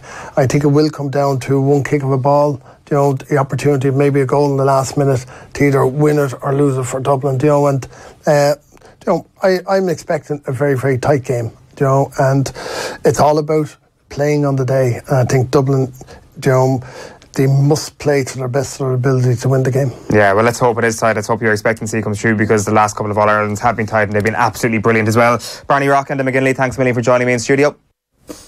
Yeah, so the two lads were part of the Guinness GAA campaign Bound Together, and you can get that full thing on podcast, just subscribe to our GAA stream wherever you get your podcasts, be that on offtheball.com/podcast, which is probably the best place and the handiest place for you to do that one. So, look, I don't know. You can talk yourself into all sorts of things ahead of an All-Ireland final like this. Like, you can talk yourself into an absolute mullering. You can talk yourself into a controlled performance by Dublin that is surgical and that wins by 4 or 5 points, or you can talk yourself into a close game where Tyrone give themselves a chance. Yeah, the worst thing that's happened to Dublin this week has been the Mayo saga, because the GAA agenda, all the GAA journalists are using up valuable pages on these newspapers here speaking about Mayo. And the longer they do that, the later the build-up gets really intense for the All-Ireland final. And that means the less time we all have to talk shite about Tyrone actually having a chance in this game. Because the longer the week goes on, traditionally in All-Ireland final week, you talk yourself into it. You talk yourself into the impossible. Well, I mean, Dublin's record in All-Ireland finals is not beating teams well. Like, it's winning games by a point. Dublin's record against Tyrone in Croke Park, at the most recent evidence we had in the championship, was an absolute mullering. It was a destruction beyond anything we ever expected from that game last year. Forget Omagh. Forget the idea that Tyrone might be able to kind of hold up as a result of what happened in Omagh. What we should be looking at is what happened last year. And maybe there's still plenty of time. It's only Wednesday, according to my calculations here. There's still many, many days for us to talk ourselves into a Tyrone win here, and it might just happen. Yeah, I mean, not that isn't talking ourselves into Tyrone, that is. Time is passing and running. The American football as a prop is to remind me to tell you all that our new NFL show goes live this afternoon at 3 o'clock. We're previewing the season with Cian Fahey in studio, and Jason Bell is going to join us as well to help us talk about what the role of a safety is, and also what he expects the trends to be in this year's NFL. We'll also speak next week with OC Umanura, and today's the AFC preview. We'll preview the NFC next week as well. So that's our brand new weekly NFL show coming at you every Wednesday/Thursday, depending on where we find a broadcast time. But it's 3 o'clock this afternoon, in association with our good friends at Subway. Now, let's move on. We want to talk with Jason Quigley this morning, who was on the verge, it appears, of a world title shot. Jason, good morning to you. How you doing? Good morning, lads. How are you? You've interrupted your training session for us this morning, so we're very grateful for that. How's it going? Everything's going great. Did a good old sprint running session this morning. Just left the cool down, but thought I would chat to you good lads first. Well, listen, the news was coming through recently that you were on the verge of a title fight. What exactly happened, and how close did you get? Well, to be honest, I had my suit and everything picked out for the press conference in Tokyo. That's it. Everything was going as, I was meant to for the world title over in Las Vegas, but we were meant to be doing the press conference in Tokyo. Flights and everything were booked. His side had the flights all booked to Tokyo, but things fell through, negotiations fell through, and it didn't happen. But, at the end of the day, I look at it, everything happens for a reason, and it was great to be in that position to negotiate my first world title fight and be in that kind of an experience so early on now in my career. And it just goes to show you what level I'm at. I'm at that level now to be fighting for a world title. It was coming a bit sooner than I expected in my career. I would ideally have loved another 3 or 4 fights. But now we're back to that plan, and as it says, everything happens for a reason. So that's Murata, the WBA champion, who is obviously Japanese. He's a pretty inexperienced fighter in relative terms as well. I think he's got 15 fights. It is possible nowadays to fight for titles early in your career, whereas previously you kind of had to have 25, 30 fights before you were getting those chances. Yeah, well, the likes of Murata and the level that he's at, he went to the London Olympics and won gold medal, you know what I mean? So he was a very experienced lad coming in from the amateurs, very high caliber fighter, and obviously turned pro late because of his amateur career. So he was an Olympic gold medalist turning pro, and he's 32 years of age now, so they had to push him, they had to move him fast, and, he was at that level to move fast, and that's why he's world champion, and that's why he's at the level he's at. But I was looking at it as I've had very much a similar experience as he had as an amateur. I've had the same number of fights as a professional. The man's 32 years of age. he hasn't looked anything outstanding in his fights that I have seen. He's a very basic, good, disciplined fighter, but he was very beatable, and I would have been happy to go to Vegas and won the world title.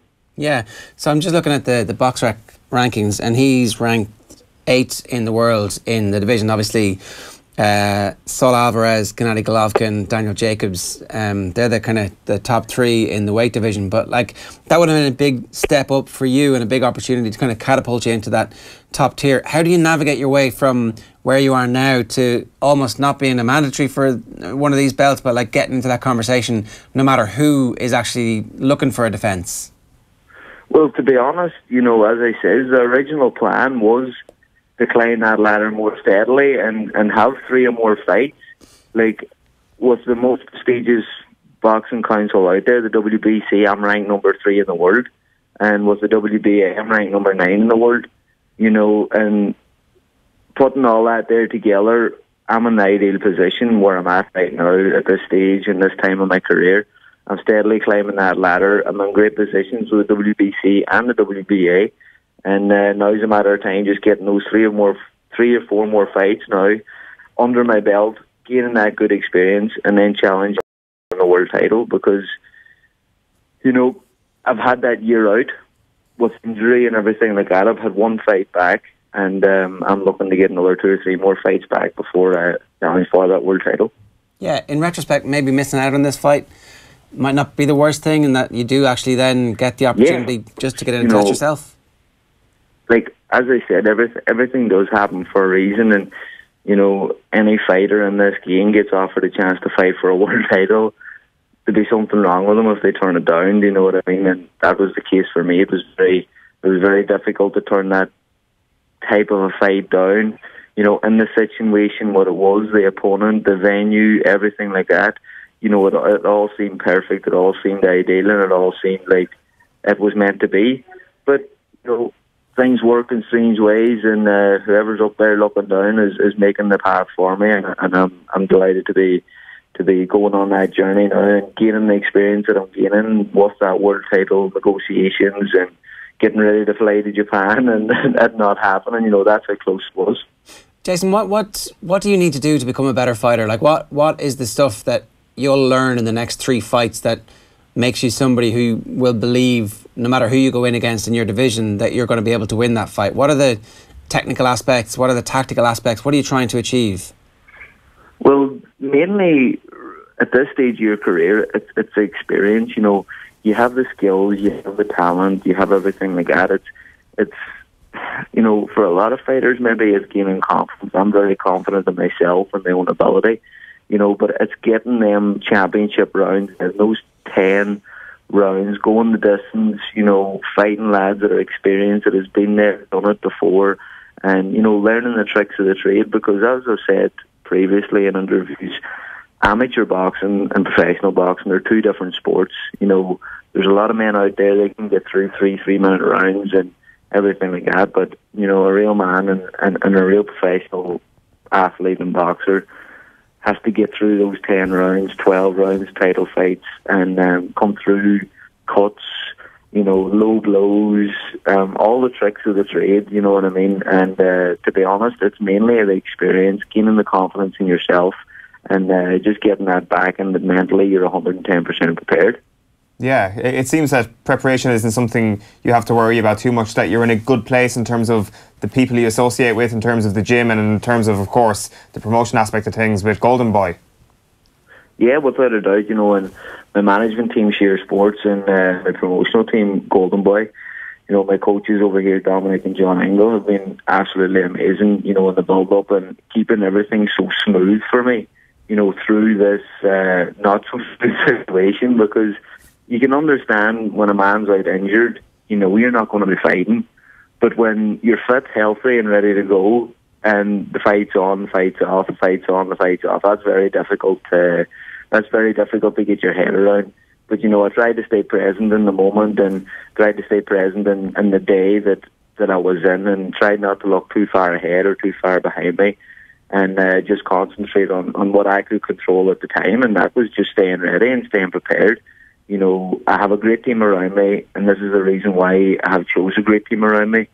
You know, people will look at some of my decisions to move to America, to move back then to Sheffield, but everything has happened for a reason. As I said, you know, Golden Boy Promotion is one of the best promotional groups in the game at the minute. You know, my management, Sheer Sports, are top class. My coaches around me here in Sheffield are top class. Everything took time, but everything now is falling into place for me. Like I said, a very not smooth situation has become very smooth because of the great team that I had around me. All I had to do was concentrate on my training and staying ready through the whole negotiations, and you know, not letting it get to me mentally too much. And that's exactly where I'm at now. You know, I'm fit, I'm ready, I'm ready to rock and roll now for the next fight that we're in negotiations with, and it's showtime again. And is the plan to stay in Sheffield for the foreseeable future, no matter how high your star rises? Sorry, what was that? Is your plan to stay fixed in Sheffield for the foreseeable future? Oh yeah, without a doubt. You know, people look at the likes of America as, you know, that's the place that's happening. And, you know, bright lights of LA and Hollywood, and you know, that's not always the way. You know, I always hear the great saying that the grass isn't always greener on the other side. And that's very true. You know, if you're going to make it big, you'll make it then. I have the best of both worlds. I'm training here in Sheffield. I'm always hustle bustle of everything, but I'm still close to my friends, family, girlfriend, everything like that I can pop over every second weekend and see them. But I'm still locked down and focused here. And then I go to the bright lights and I shine over there in America and put on the performances. So, you know, everything is spot on. Everything, as I said, took time to get to this position that I'm in now. As I said, I created a great team around me, and now it's time to start reaping the rewards and getting in there and putting on great shows. Jason, during the year out, we would have talked to you sporadically over that period, and you always managed to maintain a fairly upbeat persona. Was part of that an act? Was part of that kind of you putting that front out there to tell the world that everything was okay, to kind of convince yourself? Or were you okay during that year out when the injury, you know, it seemed like you were always on the verge of being ready to go again, but the injury just kind of kept niggling away in the background? Yeah, of course, and it's exactly as you says. It was always niggling away in the background, but the injury was what it was. Me worrying about it, me getting upset about it, doing all that, wasn't going to make the injury any better. And don't get me wrong, the first month after surgery, I was down, I was depressed, I was pissed off. I even thought, what if my hand doesn't get better? Will I be able to box again? And that's difficult for a professional fighter. Do you know what I mean? That's my life. You know, that's my job. That's what I love to do, most importantly. And to have the doubt and maybe the chance that maybe I mightn't be able to do this anymore. Maybe my hands won't be right. And, you know, those are my tools without my hands. I can't box. But after that month, you know, I'm very lucky that, you know, I'm made the way I'm made, and I have a great team around me that kept me focused, kept me positive, and, you know, I kept in great shape. I kept training. I kept eating the right foods, resting, sleeping well, and staying ready, because all I can do in the present moment is control what I can control. And that was exactly what I done. I controlled my eating, my training, my fitness, you know, everything like that there, my resting, my rehab for the hand. And I was the best prepared I could be for whenever I was ready to get back in the ring. And that is exactly what happened. You know, there was a stage where I was able to fight on the Miguel Cotto undercard in Madison Square Garden in December. And of course I got excited about that. I was out for a long time, but, you know, my team around me says, look, Jason, you don't need this fight. I would let the hand heal 100% before you get back in there. And that's exactly what happened. I came back then. I had a great comeback fight over in Boston in front of amazing Irish, Boston, American fans, and that got me back into the swing of things. That got me over that hurdle. Is my hand okay? Will it ever be okay again? The hand was fine. You know, that man had one hard head, and I bounced my right hand off it plenty of times. So that put confidence in me that my hand's right. And, you know, any athlete out there that has injuries and has everything like that, of course they're going to dwell on you. Of course they're going to get you down. But you have to sit back and understand that the injury is what it is.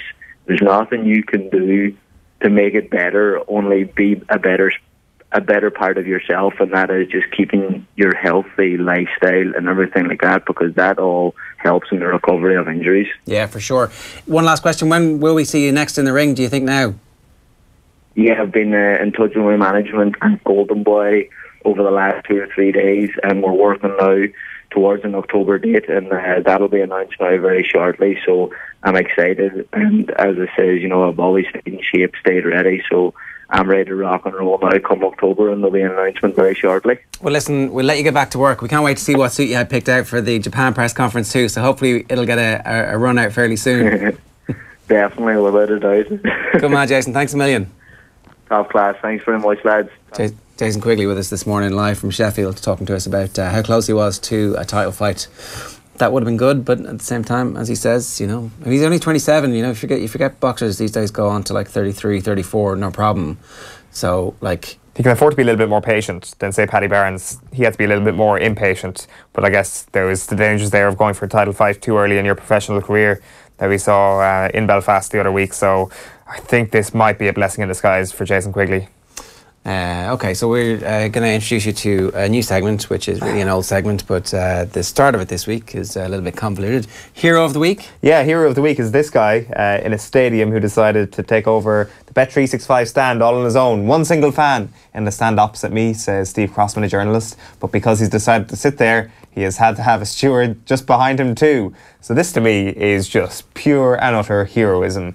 Absolute brass neck. To say, listen, I'm going to sit where I want to sit. If a steward has to come and babysit me, then so be it. I'm going to sit where I want to sit. And so he does. So he sits there and the steward sits behind him. He could be a pitch invader, that steward's got to do his job. He's got to do his job. Those Stoke fans, who knows? Who knows what they're going to do. He might pull out a flare, and I think it would probably narrow down who the offender would be if a flare was to go off in that stand.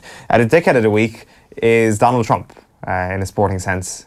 Here he is showing a red card to the media. He met Gianni Infantino yesterday, of course. Infantino, the head of FIFA. So just read you out this piece of an article. The World Cup will return stateside for the first time since 1994. This is, of course, in 2026. And Trump said, soccer has come such a long way. I guess you call it football, but over here we call it soccer. Maybe someday they'll change the name. I'm not sure. We'll see. It's working very well either way. I want to thank Gianni Infantino for being here. He's the president of FIFA and a highly respected man. Soccer has to be one of the fastest growing sports in the world, and the job you've done is really fantastic, Gianni. It's so patronising. I didn't think soccer could be patronised. But there we go. Donald Trump can do anything. Maybe actually he deserves to be Hero of the Week for such a great statement. Here's the video. For you. In soccer we have referees, right? And they have cards. Ooh.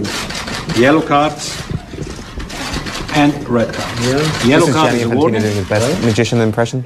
And when you want to kick out someone, like this. That's true. Right? That's very good. So this could be used for, I don't know. I like that. That's for you. I like that. The next media session. Thank you very much. Thank you very much. Congratulations. It is very amusing the way he uses the card like an NFL official uses a flag. Chose it. As in chose it, and somebody corrected him that he actually was to put it up into the air. But at least he learned a little bit more about minority sport soccer. I think that video is going to haunt Gianni Infantino. I think that when the House of Cards falls around Trump, that a lot of people are going to be very, very disgusted by the fact that this is on their record. Well, that's the thing. When the House of Cards falls, if the House of Cards falls, and to be honest with you, when it does fall, how much more is going to come out that will actually disgust the public that shouldn't already be disgusting them already with regards to Gianni Infantino? I don't know. It's a good point. So he's our dickhead of the week. Yeah, Infantino. Do you want to give it to Infantino to the Trump? Yeah, Trump is too easy. Let's give it to you, Gianni. Congratulations. All right. So on tomorrow morning's show, we're going to speak with the New Zealand Herald sports journalist Chris Ratui, who is already talking about them winning the 2019 Rugby World Cup. He's not talking about winning it. They're saying, give us the trophy now because it's absolutely pointless. He might have a point. I mean, we can all say that, right? But when they say it, he's not allowed to say it. I'm like, yeah, good man, Chris. I agree with you. Yeah, take it. Bring some sense into our world, Chris. That's all we're asking for tomorrow. We're also going to have Lee Keegan and Eamon Fitzmaurice on our All-Ireland Football Final preview. Some final comments for you this morning. Dublin supporters should remember the 1992 final, red-hot favourites, and we all know what happened that day. Donegal killed them. Didn't really kill them. It was a close enough game in the end. #OTBAM, Alan Cullen. But the best story about that is that the two semi-finals were on the same... No, they weren't. They were on different weeks, but the Dubs went in to watch it, and the famous line at full-time after Donegal, I think they beat Galway in a fairly crappy match. We beat the pick of them, was the line. Everybody laughed. And was 92 the year they all went and got suits, and they did a fashion show for Arnott's the week of the final. No way. Oh yeah, it was peak swagger before Tommy Lyons invented swagger. Well, you see, Dublin needed to react to Keepak becoming a fixture on the Meath shirt the previous year, so a fashion show with Arnott's certainly did that. Yeah, it made sense for them. Fergal and Charlie basically kind of saying fairly similar stuff here. Fergal says the Irish rugby media are gas. We routinely flop in World Cups, have never reached the semi-final yet. Every 4 years we have discussions like this. Hashtag OTBAM. Yeah, we sure do. We do it, but it's a World Cup. We have a team that there's only 12 teams in it, and we're one of them. Come on, of course we're going to have these conversations. That's the whole point. And then does nothing short of getting to the Rugby World Cup final equal a failure? I don't know. There's a red devil emoji on this one from Charlie as well. I don't know. I mean, yes is the answer, right? A World Cup semi-final is... where you lose by a point and have a moral victory. Like anything other than a World Cup semi-final is a failure, isn't it? It has to be. Yeah. It just has to be. When you give everything that we've done historically, which granted is nothing, but over that whole period of time with all these great teams, if we're going into the 2023 World Cup having never made a semi-final, then that's a failure. It's a Kerry love-in for the last few minutes on the show. Did you hear this last night? The 4 in a row team. I didn't actually hear it. It should have been 5 in a row team. Yeah, Phil. Referees always make bad decisions. Ger, I'm not making any excuses. 36 years after the fact, but yeah, there was a minor push. Who was the push on? Was it? Shit. Who was it? The Kerry Mafia would know this. They would. It's that's an absent part of my brain this morning. All right. Well, no doubt we'll find out. The Meath jersey's taken a bit of my knowledge. That's what's happened. The Kerry legend Jack O'Shea, greatest footballer of all time. Yeah, like in the conversation. Yeah, it's you make him greatest footballer of all time. That's what you always mention him. Tommy Doyle was the Kerry footballer. Tommy Doyle. A little nudge of history is how Mick O'Dwyer described it. See, Mick O'Dwyer, good grace. Although, everybody's still talking about it. Well, Mick O'Dwyer... Also the star of that Chill Insurance ad with Alan Quinlan the other day, which didn't get enough airtime. But we'll come back as soon as Quinny's back in the room. Anyway, here is Jack O'Shea. He was on last night's Off the Ball talking about how he prepared for the All-Ireland finals. And so... so you're talking about the build-up and the hype and everything. I was just looking back, Jack, your build-up to finals on final day was almost unbelievably relaxed. I kind of had to read this twice, that on the Sunday morning you're getting up for some pitch and putt in Malahide. Yeah, that was one of my routines in the morning, the All-Ireland final. I just felt that leading into a game, you'd just be as natural as it could be. I generally worked on the Saturday. My plumber by trade, and I would generally do a bit of work on the Saturday. I'd go out and join the lads on the Saturday night out in the hotel. We'd go and have our meal, and we'd go out for our walk and our team meeting down the beach. And then the following morning we'd get up about 8:30 and I'd head up to the pitch and putt. I'd play 18 holes at pitch and putt before I'd come back to join the lads again and head for Croke Park. And were you on your own playing pitch and putt? Usually I brought the lads that came with me were probably the younger lads in the panel who would be on the subs. Right. And there's no area. I found it a great way of relaxing, And when I was leaving the pitch and putt clubs in the morning, I was booked for the following year again. I told the boys I'd be back again next year. You can get that full interview wherever you get your podcasts. It's available on offtheball.com/podcasts, or of course you get the full thing on youtube.com/offtheball as well. More chat about Kerry's 4 in a row team from that finished obviously in 81-82 final is the one that we've been talking about. On Thursday morning, as I said, Lee Keegan and Eamon Fitzmaurice. Sean Boylan is in studio on Friday morning from 8 o'clock. He's Owen's replacement because Owen will be off his head at Electric Picnic having the crack. Alan Quinlan's going to be chatting rugby ahead of the new season, and Mossy Quinn's going to be in as well. Yes, I was just about to correct you there. You left out Mossy Quinn, so it'll be... So Adrian and Mossy Quinn and Sean Boylan. No Tyrone man. That's pro Dublin bias. Is so what I call that. Normally at Electric Picnic, people come to our tent to watch the game. This year there'll be no our tent. Well, they kind of go to your tent, and they kind of go to Public Gaelic, which has always been known as the place to watch the match at Electric Picnic. Oh, right, okay. What it is it's common. So you're not supposed to show the matches there, because you have to do something around it. So for Off the Ball, it was like live analysis, so that was your gimmick. Whereas on Public Gaelic, the gimmick is commentary karaoke. So you're supposed to go in and it's supposed to be people Oscar commentating on the match, but always within about 2 seconds of throw in, somebody from the back of the tent is always like, all right, sit the fuck down and turn up the commentary there, and then it's like game over straight away. So that's you're in, and then it's just a game. Everybody at Imro is watching this going, oh really, that's what happens, is it? The roadshow nearly sold out. Get on to offtheball.com/events for tickets. Jim McGuinness, James Horan, Cora Staunton, Aidan O'Shea, Kieran McGinley, Peter Canavan and Keith Barr. It's live in Croke Park. It's you got to be there around 6:30, and it is tomorrow night. There will be tickets to give away to the All-Ireland football final as well. That is pretty much all we have time for today, but if you want tickets to that, they are nearly almost all gone, so make sure you get on to offtheball.com/events, and that's our lot. We'll be back bright-eyed and bushy-tailed 7:45 tomorrow morning. They'll be on the radio live from 7 this evening. The NFL show kicks off at 3 o'clock today. Go easy. See you later. OTB AM. Thanks to Screwfix.ie, championing the trade with a choice of over 20,000 quality trade products.